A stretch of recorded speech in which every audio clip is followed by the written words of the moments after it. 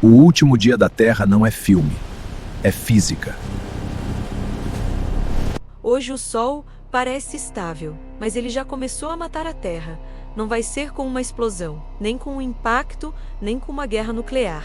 Vai ser silencioso, lento, quase imperceptível. E quando a maioria das pessoas perceber, já vai ser tarde demais. Imagina acordar um dia e perceber que o céu azul virou uma cúpula branca e pesada, que não deixa o calor escapar. As praias recuaram, o mar parece mais raso, o ar é denso e sufocante. Nenhuma sirene, nenhum alerta global, só um desconforto que aumenta ano após ano. Enquanto isso, o relógio invisível do Sol continua rodando, empurrando a Terra para fora da zona habitável e transformando o nosso planeta azul em um forno global. Neste documentário, você vai atravessar a linha do tempo do fim da Terra, passo a passo. Vai ver quando o brilho do Sol passa do limite, em que ponto os oceanos começam a ferver, como a atmosfera escapa para o espaço e o que acontece quando o Sol vira uma gigante vermelha e depois uma anã branca cercada por planetas zumbis. E lá na frente, você vai conhecer uma das ideias mais sombrias da astrofísica, a metamorfose do Sol em algo muito mais sólido e escuro do que qualquer estrela que você já viu em filme. E uma frase simples, é isso que você precisa saber. A Terra tem prazo de validade escrito na física do Sol, e a vida complexa acaba quando o aumento de brilho transforma o nosso mundo em um deserto incandescente, muito antes do fim oficial da estrela. Se você quiser entender quando isso começa, por que a ciência leva isso tão a sério e onde ainda existem dúvidas, fica até o final. A parte mais estranha dessa história ainda não começou. O Sol que você vê hoje não é um personagem fixo. Por fora, é o mesmo disco brilhante. Por dentro, ele está mudando sem parar. No núcleo, o hidrogênio é transformado em hélio. O hélio se acumula, o núcleo se contrai, o hidrogênio que resta fica mais comprimido e a fusão acelera. Resultado, o Sol fica um pouco mais luminoso a cada era. Os cientistas estimam que o Sol já ficou cerca de 30% mais brilhante desde que nasceu. É como se alguém tivesse aumentado a potência de um refletor gigantesco apontado para a Terra, só que em uma velocidade tão lenta que ninguém nota no dia a dia. Cada pequeno aumento é energia a mais entrando no nosso sistema térmico. Hoje isso ainda cabe dentro do equilíbrio da Terra, mas esse ainda tem prazo. Pensa no Sol como um aquecedor sem botão de desligar. No começo, ele deixa a casa na temperatura perfeita. Depois, continua aumentando a potência, milímetro por milímetro, sem que você possa fazer nada. Em uma casa, você abriria janelas ou desligaria o aparelho. No sistema solar, não existe essa opção. A órbita da Terra é estável o suficiente para nos segurar aqui. Nós estamos presos nessa faixa estreita entre congelar e queimar. O mais perturbador é que esse processo acontece em silêncio. Não existe um dia em que o Sol acorda diferente aos seus olhos. Não existe um alerta dizendo: o brilho passou do limite. É o tipo de mudança que só aparece quando você olha para bilhões de anos de uma vez. A pergunta não é se o Sol vai mudar. A pergunta é: quando esse brilho extra atravessa o limite que a Terra aguenta sem quebrar o equilíbrio da água líquida. E esse limite chega muito antes da imagem clássica do Sol gigante tomando o céu. O verdadeiro ponto de virada é quando o aumento de luminosidade passa a mexer diretamente com a água do planeta. Quando são os oceanos que entram em risco, o fim deixa de ser conceito e vira sequência de eventos físicos bem claros. O que vem a seguir é o momento em que a Terra começa a sair, de fato, da zona habitável. E o detalhe é que algo essencial acaba antes mesmo da última gota de água. A maioria das pessoas imagina o fim do mundo como algo rápido, um asteroide, uma guerra, um colapso instantâneo. Mas o fim preparado pelo Sol é diferente. A Terra não tem uma morte única. Ela tem uma data de validade alcançada em etapas. A primeira grande rachadura acontece quando o brilho solar é forte, o bastante para desregular a água em escala planetária. Estudos de evolução estelar indicam que, em cerca de 1 bilhão de anos, a luminosidade do Sol deve ser suficiente para disparar um efeito estufa extremo. Em termos simples, mais energia entra do que a Terra consegue mandar de volta para o espaço. Os oceanos começam a evaporar mais rápido do que podem ser repostos. A atmosfera se enche de vapor de água, um gás estufa extremamente eficiente. A cada ciclo, um pouco mais de calor fica preso. Agora imagina um dia normal nesse futuro. O céu não é mais azul, é esbranquiçado, espesso, como se alguém tivesse colocado um filtro leitoso entre você e o espaço. O Sol, visto através dessa cúpula, parece maior e mais agressivo. A temperatura sobe a níveis em que rios secam para sempre.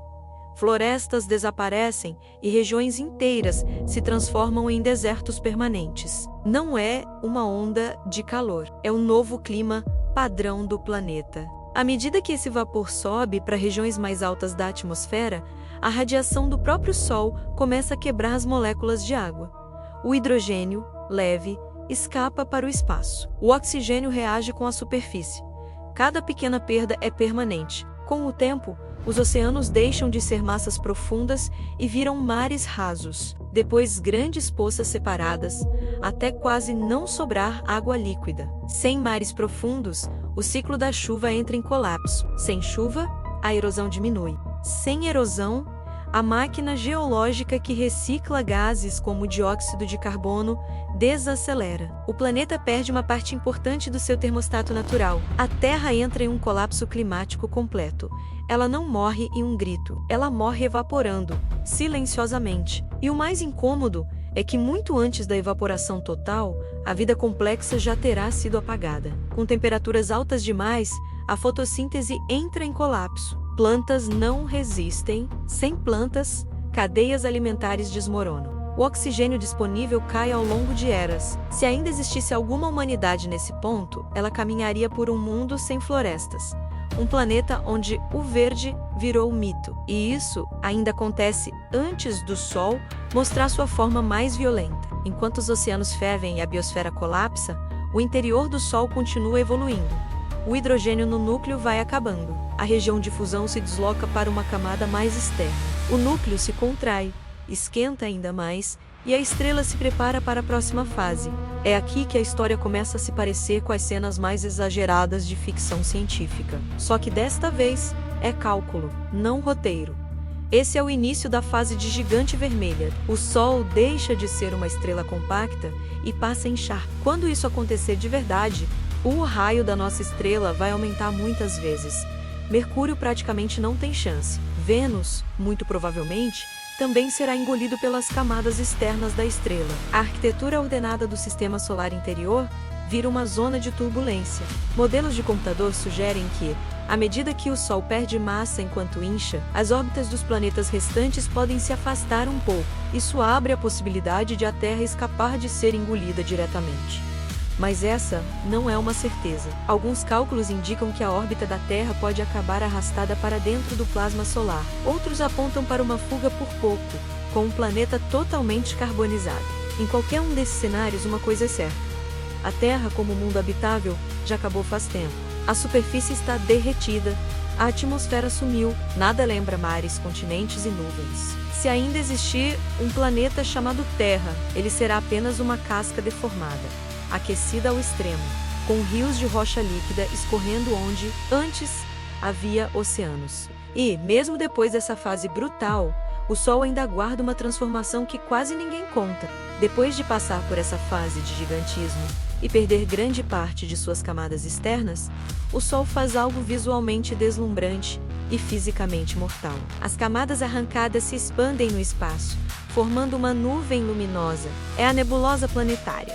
Um casulo de gás colorido, iluminado pelo que sobrou da estrela. No centro desse casulo está o núcleo do Sol, pequeno, incrivelmente denso, extremamente quente. Essa é a anã branca. Ela não faz mais fusão nuclear, não cria mais energia nova, ela brilha porque ainda está em um estado de calor absurdo, irradiando lentamente aquilo que resta. A matéria ali é tão comprimida que a física clássica deixa de dar conta. É a mecânica quântica que sustenta essa carcaça estelar. Com o passar de um tempo inimaginavelmente longo, essa anã branca esfria. Vai ficando mais fraca, mais discreta, até se tornar um objeto quase invisível. Em teoria, o estágio final é uma anã negra, um núcleo estelar frio, escuro, vagando no espaço profundo. O Sol continua existindo, mas não como fonte de luz e calor, como uma relíquia. Em vez de olhar para a anã branca apenas como um cadáver esfriando,